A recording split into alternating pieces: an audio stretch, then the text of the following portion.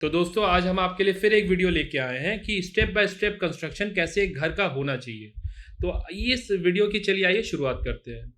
सबसे पहले मैं मान के चलता हूँ आपने अपने मनपसंद का प्लॉट आपने सिलेक्ट कर लिया है। अब उसके बाद क्या होता है, मनपसंद का आपने जब प्लॉट सिलेक्ट कर लिया तो उसके ऊपर आपको भी रिक्वायरमेंट होती है कि आपके कितने कमरे निकलेंगे, आपके कितने उसके अंदर ओपनिंग है, कितने टॉयलेट बाथरूम है। तो इस चीज़ के लिए आपको एक आर्किटेक्ट इंजीनियर को हायर करना है जो कि आपकी जो आपकी ज़रूरत है उसको भी ध्यान रखे, और जो आपके लैंड का मतलब आपका जो ज़मीन है उसकी रिक्वायरमेंट के हिसाब से वो आपको बढ़िया से डिज़ाइन करके एक ड्राइंग बना के देगा। 3D 2D सब में बना देते हैं।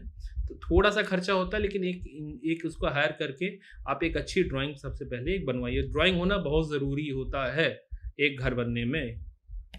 उसके बाद जब आपका ये बन गया, आपकी ड्राइंग आ गई, तो आपका जो भी एरिया है लैंड का उसको आप एक सपाट लेवल करवाइए। लेवल कराने से क्या फ़ायदे रहते हैं? 2-3 फ़ायदे रहते हैं।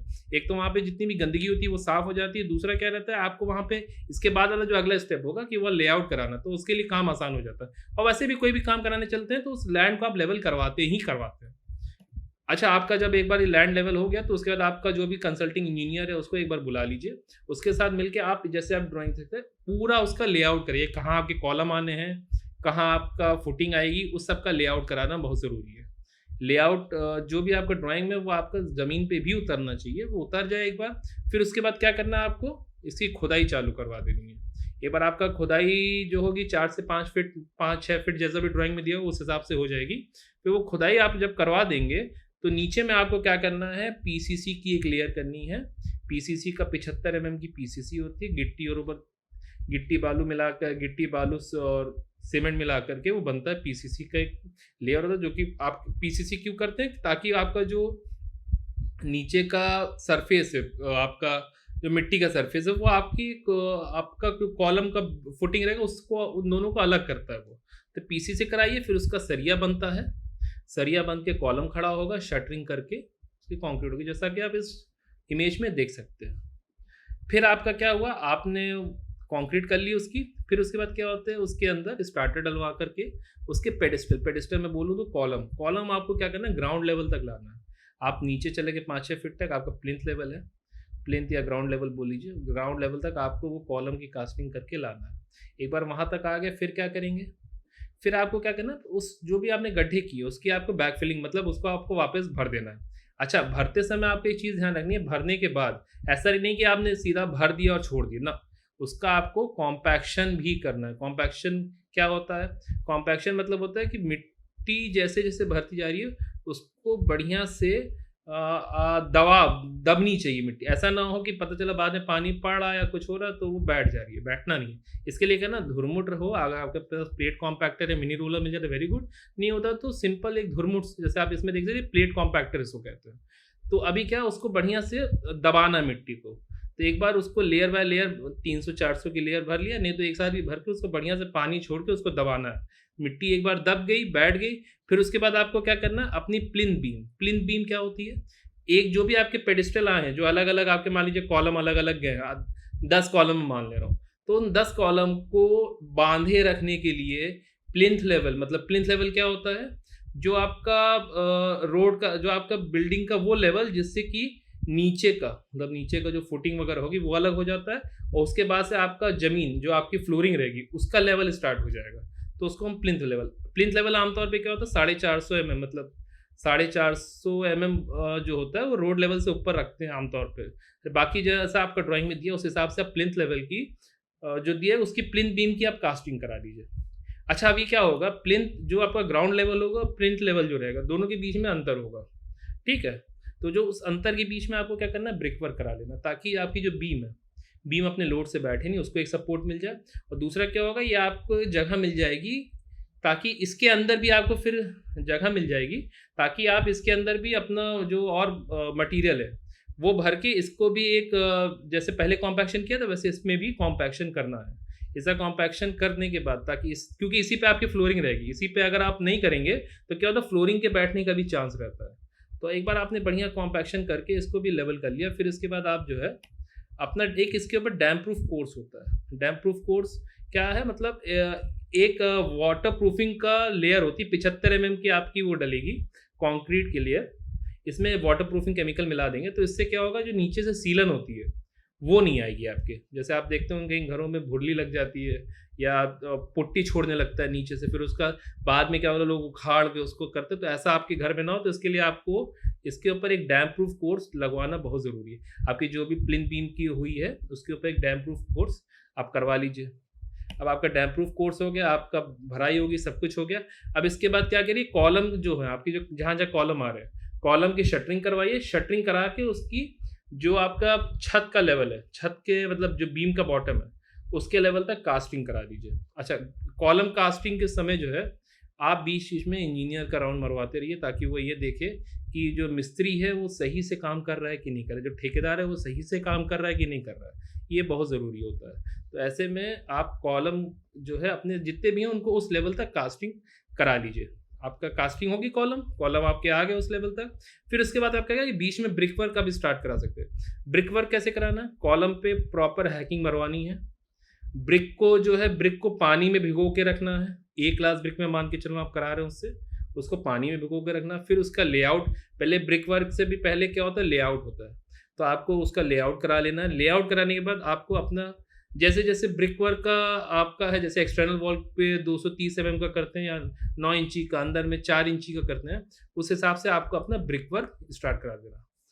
अच्छा, ब्रिक वर्क के साथ साथ आपको डोर फ्रेम भी अपने रेडी रखने हैं। मतलब जो आपका डोर विंडो लगेगा, मान लीजिए कई लोग लोहे का फ्रेम लगवाते हैं, कई लोग लकड़ी का लगवाते हैं, तो उसको भी आपको साथ में रेडी रखना है कि आप साथ में ही उसको भी लगवाते जाए, चिनवाते जाए। तो उससे क्या होता है, काम आसान हो जाता है। एक ही ऐसा नहीं हो, फिर क्या, नहीं तो ऐसे क्या होगा, आप ओपनिंग छोड़ देंगे, बाद में वो लेके आ रहे हैं भाई साहब आपका ये लगना, और वो नाप के ले जाएगा, फिर आपका टाइम भी वेस्ट होगा। तो इससे अच्छा है कि साथ में ही इसको करा लीजिए, तो इससे आपको टाइम भी बचेगा और आपकी जो लेबर है वो भी कम लगेगी।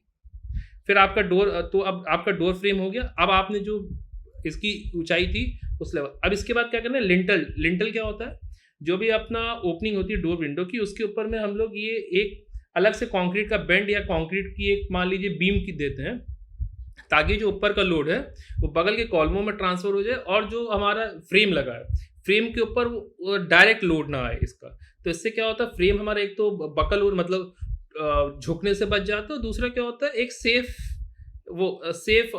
सेफ रह जाता है हमारा। फिर इसके बाद क्या होगा, आपने इसके अंदर क्या करना है, बगल में जो भी कॉलम आपके हैं उसके अंदर ड्रिल करना। कॉलम नहीं है तो ब्रिक वर्क के ऊपर आपको जो 300 mm तो कम से कम चढ़ाना है, चढ़ा के आपको उसका जाल बनवा के उसकी भी कंक्रीट करवा देनी है। एक बार वो कंक्रीट हो गया, फिर उसको आप छोड़ दीजिए, उसके ऊपर ब्रिक वर्क करा लीजिए। अब आपका जब ये ब्रिक वर्क हो गया, सब कुछ कंप्लीट हो गया, तो इसके बाद अब आप जो है इसकी शटरिंग कराएंगे। स्लैब की शटरिंग करा लीजिए। स्लैब की शटरिंग होते समय आपको क्या करना है, इसका जो आप देख सकते हैं इसके अंदर हमने वो दिया हुआ बेस आपको इसका बहुत ध्यान रखना है, बेस अच्छे से हो, ताकि ऐसा ना हो कंक्रीट हो रहा बल्ली बल्ली हुआ फिर फिसल गया, ऐसा कुछ नहीं। बेस जो होगा, जैसे इसमें आप देख सकते हैं ईंटों के अंदर रख के दिया है, तो वैसे ही आपको बेस एक स्ट्रॉन्ग रखना है। दूसरी चीज़, इसका जो सरिया बंधेगा बीम का और छत का, इसका एस्टिमेट आप एक इंजीनियर से लीजिएगा। मिस्त्री कई बार होता है आपका ज़्यादा सरिया भी लगवा देंगे, कम सरिया भी लगवा देंगे, उनको नहीं फ़र्क पड़ता, उनको तो बस काम करके जाना है। लेकिन आप जो इंजीनियर को जिससे आपने ड्राइंग बनाई वो आपका एस्टिमेट आपको इसका भी निकाल के देगा कि आपका कितना लगना है। फिर उसके बाद तो उसको बंधवाते समय भी आप इंजीनियर का राउंड जरूर मरवाते रहिए। उसके बाद आपको जो ड्राइंग में एक इलेक्ट्रिकल की ड्राइंग भी आती है, तो उसके हिसाब से आपके कहाँ पंखे लगेंगे और कैसे आपकी इलेक्ट्रिकल की लाइनें बिछेंगी, उसके हिसाब से देखिए कंड्यूट लगता है, तो कंड्यूट भी आपको लगवा करके इंजीनियर से चेक कराना है। और इसके बाद क्या होता है, ढलाई होती है। ढलाई से पहले आपको इंजीनियर को बुला के ये सारी चीज़ें चेक करानी है। चेक कराना बहुत ज़रूरी होता है। वो इंजीनियर क्या क्या चेक करेगा, आपकी स्लैब लेवल में है कि नहीं है, आपका सरिया सही बंधा है कि नहीं बंधा है। वो ये भी चेक करेगा कि कोई ऐसा तो नहीं गैप दे दिया, पता चला हमने कंक्रीट डाला, स्लरी सारी नीचे चली गई, ऊपर बची कल गिट्टी, तो स्ट्रेंथ उसके अंदर वो स्ट्रेंथ क्या आएगी, कुछ नहीं आएगी। तो इसलिए जो है आपको चेक कराने के बाद ही कंक्रीट ऑर्डर करके कंक्रीट चालू। अच्छा, कंक्रीट में भी एक चीज़, इसके बाद मैं वीडियो लाऊंगा कि कौन सी बेहतर रहती है। तो इसमें क्या होता है, मिस्त्री लोग आमतौर पे ये कहते हैं कि जो है अगर आपका मान लीजिए कम है तो वो क्या कहते हैं, हैंड मिक्स का आपको कहेंगे कि हाथ से मिला के साहब कर लेते हैं। लेकिन जो मेरा अपना सजेशन है कि आप आरएमसी से मंगवाइए। आरएमसी मतलब रेडी मिक्स कंक्रीट। क्या करेगा, आपके वहाँ पे वो पंप लगाएगा, पंप लगाने के बाद वो आपकी कंक्रीट जो होगी वो एक प्लांट से बन के आएगी और प्लांट से जब बन के जो कंक्रीट आती है उसका वो बैस स्लिप रहेगा। इंजीनियर आप रखिए वहाँ पे, वो बैस स्लिप चेक करेगा, सही कंक्रीट आएगी वो तुरंत पोर होके आपकी चल देगी। तो इससे क्या, तो रेडी मिक्स कंक्रीट कराना ज़्यादा प्रेफर करते हैं आजकल लोग, इस पे जा रहे हैं। तो एक रेडी मिक्स कंक्रीट का एक कॉन्सेप्ट है जिसके मैं वीडियो लाऊंगा कि दोनों में से कौन सा कराना बेहतर है। तो इसका आप वेट करिए। लेकिन बाकी इसकी आप मान लीजिए आप कंक्रीट करा लिए, कंक्रीट कराने के बाद क्या होता है, इसकी अगले दिन बंडिंग मतलब सीमेंट और बालू का पूरे में एक बांधा बना करके उसके ऊपर पानी भर के 14 दिन के लिए भूल जाइए। पानी लगातार भरे रहना चाहिए उसके ऊपर। 14 दिन तक क्यूरिंग बहुत ज़रूरी है कंक्रीट की। एक बार आपकी कंक्रीट की क्यूरिंग हो गई 14 दिन तक, उसके बाद आप इसको खुलवाना स्टार्ट कर सकते हैं। 14 दिन के बाद आप खुलवा लीजिए। फिर खुलवाने के लिए आराम से खुलवाइए। 2 दिन, अगर आपका 1000 स्क्वायर फीट का घर है, मान के चलिए 1 से 1.5 दिन में वो खोल के आपका सफाई वफाई करके वो चल देगा वहाँ से। एक बार उसने खोल लिया सब कर दिया, अब आपको क्या करना है, कंड्यूट जो पाइप होते हैं उसकी फिक्सिंग करानी है। कंड्यूट पाइप क्या होते हैं, मान लीजिए जो ऊपर से आपने देखा था ना वो डाला था उसने, तो उसका क्या होता है, अब वो पाइप आपके जो होंगे इलेक्ट्रिकल के, वो आने हैं दीवारों के अंदर, जो चेस कटी मतलब दीवारों के अंदर आपके खांचे कटेंगे। खांचे के अंदर से वो पाइप लेके आएगा, जहाँ जहाँ उसके बक्से हैं वो बक्सों के लिए काटेगा, बक्सा अपना फिक्स करेगा। जैसे आप इसमें देख सकते हैं लोहे का बक्सा, वो जीआई का आया, सॉरी जीआई का बक्सा वो फिक्स करेगा, पाइप लाएगा, सारी मार्किंग करेगा। इसके लिए भी आप चेक करा लीजिए ड्राइंग से कहाँ आपको कैसे चाहिए, ये आपके ऊपर रहता है, कैसे आप बताइएगा। जैसे आपको यहाँ आर्किटेक्ट ने ड्राइंग दी होगी उस हिसाब से आप इसको फिक्स करा सकते हो। फिर ये फिक्स कराने के बाद आपको क्या करना है, प्लास्टर कराना है। अच्छा, अब देखिए छत आपकी अगर अच्छे से कास्टिंग हुई है तो आपको ये छत का प्लास्टर नहीं कराना पड़ेगा, यहाँ पे आपका खर्चा बचेगा। ये पता चला उसने क्या किया, आपका लेवल अगर चेक नहीं किया, ऊपर नीचे छत आई, पता चला आप छत के ही प्लास्टर कराने में अच्छा खासा पैसा फूक दे रहा है। बाकी इंटरनल प्लास्टर तो जो दीवारों पे होना वो तो होना है, लेकिन आप छत का प्लास्टर कराने में जो पैसा फूकेंगे उससे अच्छा है कि आप उसी समय अगर चेक करेंगे तो अच्छा रहेगा।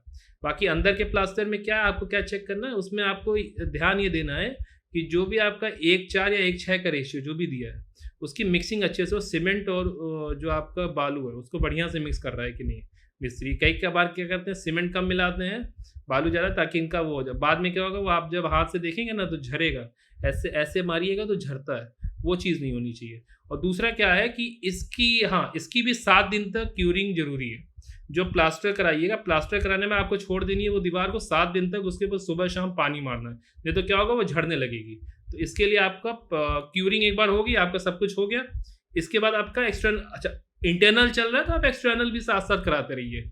वाटर प्रूफ केमिकल मिलवा के एक्सटर्नल प्लास्टर करें, थोड़ा मोटा होता है ये 15 mm का, इसको करवा लीजिए आप। जब एक्सटर्नल प्लास्टर, इसके ऊपर भी तराई बहुत ज़रूरी है। तराई होना हर स्टेप पे। कंक्रीट मान लीजिए अगर तराई नहीं है तो बिल्डिंग लाइन में बहुत बड़ा एक क्राइम होता है। तो आपको हर स्टेप पे तराई तो करानी है। इसके ऊपर 7 दिन, उसके ऊपर मैंने बताया 14 दिन। और जो मैं एक चीज़ बताना भूल गया, ब्रिक वर्क के ऊपर भी सुबह शाम तराई होनी है, वो भी भीगा हुआ ब्रिक लगाते समय, तो ये ज़रूरी है। आपका ये सब हो गया। अब इसके बाद आपने इसकी सफाई करा ली। अब आपका नीचे का जो सरफेस है अब उस पर आते हैं। उस पर क्या कहते हैं लोग ज़्यादातर आजकल टाइलों का यूज़ कर रहे हैं। तो आप मिस्त्री रखिए और 20 mm का लेयर बनाएगा वो, एक वो डालेगा, उसके बाद आपकी टाइल बढ़िया लगा देगा, हो गया। अगर आपको ग्रेनाइट या अगर आप ग्रेनाइट या मार्बल लगवाना चाहते तो वो करवाइए। जो भी आपका फ्लोरिंग का ऑप्शन है वो फ्लोरिंग अब इसके बाद आप फ्लोरिंग का करवा सकते हैं, क्योंकि जितनी भी गंदगी है वो होनी थी वो तो प्लास्टर के समय हो गई। अब इसके बाद आप फ्लोरिंग अपनी करा लीजिए। फ्लोरिंग होने के बाद अब आप 2 कोट का पुट्टी करा लीजिए। पुट्टी होने से क्या होता है कि आपकी दीवार पे एक तो शाइन आ जाता है, आपको प्रॉपर पता चल जाता है कि कैसे कहाँ क्या लगना है, तो आप पुट्टी करा सकते हो 2 कोट। 2 कोट पुट्टी होने के बाद अब आप डोर विंडो, अब आपने डोर विंडो जो होता है आपका, मतलब आपका जो खिड़की दरवाजा है, अब आजकल लोग तो कई चीज़ उसमें जा रहे हैं, यूपीवीसी में जा रहे हैं, WPC बोर्ड पे जा रहे हैं लग रहा है, लेकिन आमतौर पर लोग लकड़ी का लगवाते हैं ना, मैंने लकड़ी का एग्जाम्पल डाला है। तो अब आप लकड़ी का डोर विंडो जो भी आपको बनवाना है, बाहर से खरीदना है, इसके ऊपर भी मैं वीडियो लेके आऊँगा तो कौन सा बेहतर रहता है। लेकिन आपको जो भी आपकी चॉइस है वो आप लगवा लीजिए। डोर हो गई, विंडो हो गई, अपना उसका बढ़िया से बनवा करके लगवा लीजिए। अब आपने डोर विंडो लगवा ली। अब इलेक्ट्रिकल की फिटिंग पे आते हैं। इलेक्ट्रिकल का जो आपका पहले उसने जीआई वायर वगैरह डाला था, उसकी जो फिटिंग्स होती हैं उसको आप जो है अपना लाइट लगवाइए, लाइट पंखा तो नहीं, लेकिन जो वायरिंग होती है, वायरिंग का काम करवा लीजिए। आपके जो स्विच वगैरह होते हैं वो लगवा लीजिए। तो ये सारा काम आपका हो गया। अब अच्छा हाँ, मैंने बाथरूम की तो बात नहीं की क्योंकि बाथरूम का एक अलग से पार्ट हो जाता है, वो मैं बताऊँगा। तो उसके अंदर क्या होता है, बाथरूम में आप मान के चलिए बीच में उसने प्लम्बिंग का फिटिंग लगा दिया, प्लम्बिंग की फिटिंग के बाद उसने आपने वाटरप्रूफिंग करा ली और अब सब हो गया, साथ ही साथ चल रहा है सारा काम। फिर आप जो है अपना आप जो सैनिटरी का मतलब आपका जो टॉयलेट हो गया, टॉयलेट का जो कमोड हो गया, उसकी जो नल नल वगैरह हो गया, उसकी अब आप फिटिंग करा सकते हैं। तो आप उसकी भी फिटिंग करा लीजिए। इसके बाद अब आप क्या करिए, फाइनल पेंटिंग, जो आपका फाइनल पेंट वर्क है, जो आपको कलर पसंद है, जो वॉलपेपर कराना है, फाइनल पेंटिंग अब आप करा लीजिए। हाँ, एक चीज़ ध्यान रखिएगा, पहले दीवारों का पेंटिंग, उसके बाद डोर विंडो की पेंटिंग। नहीं तो क्या होगा, पता चला आपने दीवार की पहले डोर विंडो पेंट करा ली, फिर दीवार कराने चल रहे हैं, तो दीवार का जो कलर है वो डोर विंडो पे गिर रहा है। तो ऐसी गलती ना करिएगा। तो आप क्या करिएगा, पहले आप अपना दीवारें पेंट कराइए अंदर-बाहर, उसके बाद आप जो है अपना अंदर का जो डोर विंडो उसकी पेंटिंग कराइए। और अब आप जो है अपने घर, आपका शानदार घर बन के तैयार है। गृह प्रवेश करिए, उसमें रहिए, सुख समृद्धि अपनी पाइए। बस हम आपके लिए ऐसे ही आपके लिए वीडियो बनाते रहेंगे। तो आपको कैसी ये वीडियो लगी तो लाइक, शेयर और सब्सक्राइब ज़रूर करिएगा हमारी वीडियो को। और आगे जैसे-जैसे आपको चाहिए कमेंट में ज़रूर बताइएगा कि मैं सोच रहा हूँ मैं इसके हर एक टॉपिक पे अलग-अलग वीडियो लाऊँ। तो कैसी आपको वीडियो लगी और कौन-कौन सी आपको आगे की वीडियो चाहिए तो ज़रूर मुझे बताइएगा। Thank you.